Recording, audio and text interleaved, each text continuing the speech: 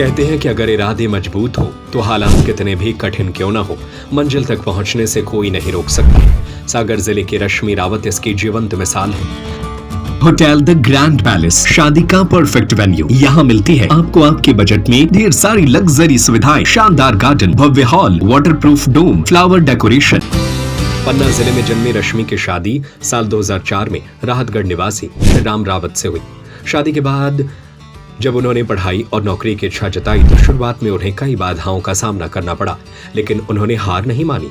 परिवार को समझाया और पोस्ट ग्रेजुएशन, PGDCA तथा B.Ed जैसी उच्च शिक्षाएं प्राप्त कर अपने सपनों को जीवित रखा।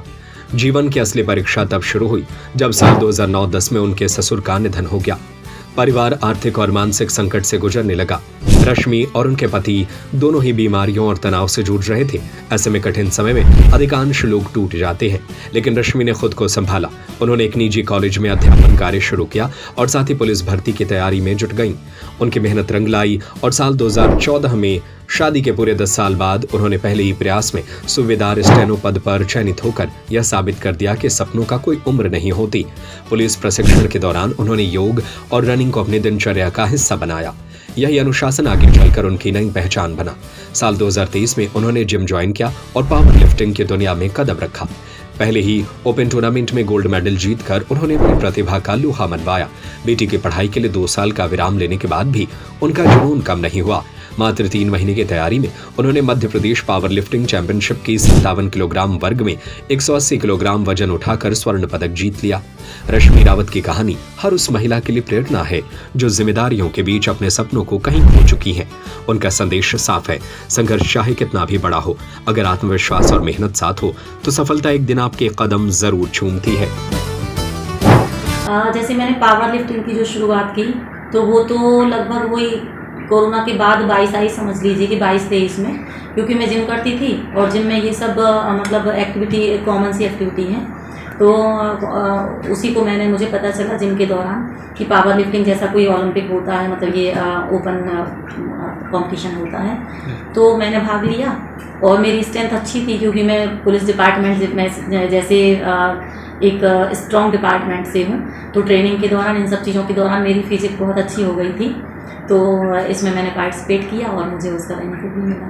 जी मैम, बताया आपने कि शादी के बाद कई तरह की चुनौतियां आपके सामने आई थी और लगातार लेकिन पढ़ाई करती रहीं। 10 साल बाद नौकरी मिली, तो क्या कैसा रहा था ये सफ़र? तो देखिए मैक्सिमम महिलाओं की लाइफ में आता ही है, तो उसी तरह से मेरी लाइफ में भी आया। मेरी शादी हुई, शादी के टाइम पर मैं ग्रेजुएशन कर रही थी।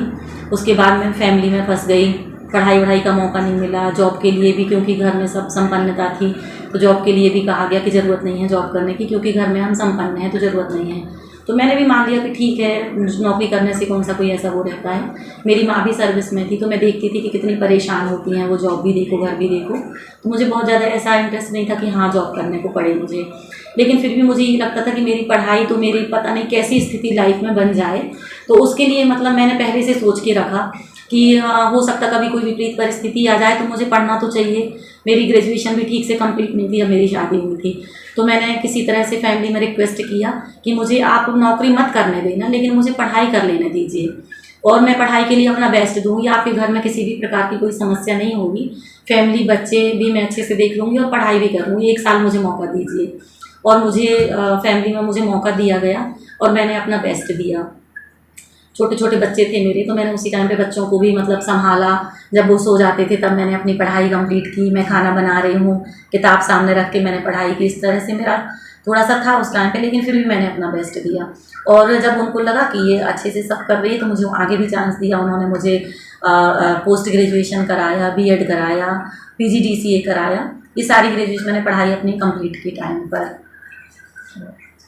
और फिर ये कब नौकरी लगी थी? और फिर नौकरी मेरी, देखिए स्ट्रगल अपनी जगह पे है, लेकिन उसके साथ में कम से कम वो चीज़ें भी चलती रहीं। लाइफ की एक था कमज़ोर पार्ट था, उसके साथ में मेरी पढ़ाई भी हुई, तो मेरा एक पार्ट तो कम से कम मजबूत हो ही गया था।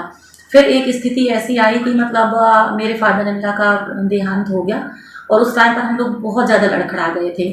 मतलब मैं और हस्बैंड की भी मेरी बहुत ज़्यादा स्वास्थ्य खराब रहता था। उनको किडनी रिलेटेड प्रॉब्लम थी, कुछ उनके डायलिसिस भी हुए। उस टाइम पर। अभी तो वो बिल्कुल एकदम बढ़िया स्वस्थ हैं। तो एक ऐसी बच्चे भी बहुत छोटे थे, मैं भी बिल्कुल मतलब कम एज ही थी मेरी। गांव में हम लोग अकेले पड़ गए थे, राहतगढ़ था मेरा गांव। तो उस समय मुझे ऐसा लगा कि मतलब जैसे सब कुछ ख़त्म हो गया हो, मैं डिप्रेशन में चली गई थी, बॉडी से भी कमज़ोर हो गई थी, मानसिक तौर पर भी कमज़ोर हो गई थी।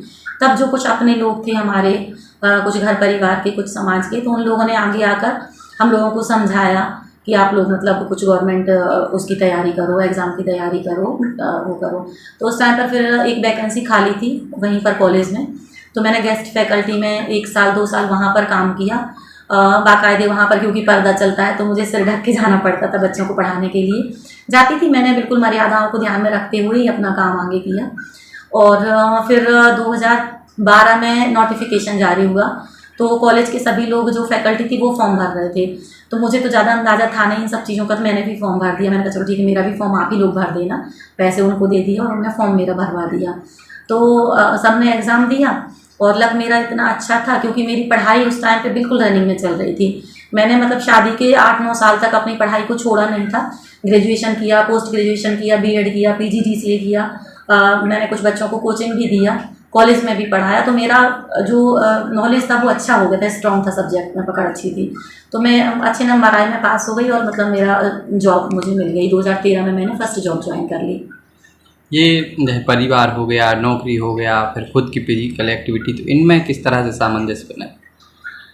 सामंजस्य बनाना थोड़ा मुश्किल तो होता है क्योंकि देखिए मतलब अपने लिए टाइम निकालना महिलाओं को बहुत बहुत ज़्यादा कठिन होता है क्योंकि हमें इतने ज़्यादा घर पे काम रहते हैं, फैमिली को देखना, खाना बनाना, अपना जॉब भी देखना, तो इन सब चीज़ों में हमें अपने लिए वक्त ही नहीं मिल पाता। लेकिन क्योंकि हम वीक होने, अगर हम सही टाइम पर निर्णय नहीं लेंगे तो धीरे धीरे मतलब नुकसान हमारा ही होगा। और अपनी एक पहचान होती है, अपनी एक आइडेंटिटी होती है, तो उसको मतलब अगर आपको उसको बनाए रखना है तो आपको अपने लिए वक्त निकालना ही पड़ेगा। जब आप स्वस्थ रहेंगे तो आप मतलब सारी चीज़ें टाइम पर कर सकते हैं। अगर आप अस्वस्थ हैं तो आप कोई भी चीज़ टाइम पर नहीं कर पाएंगे।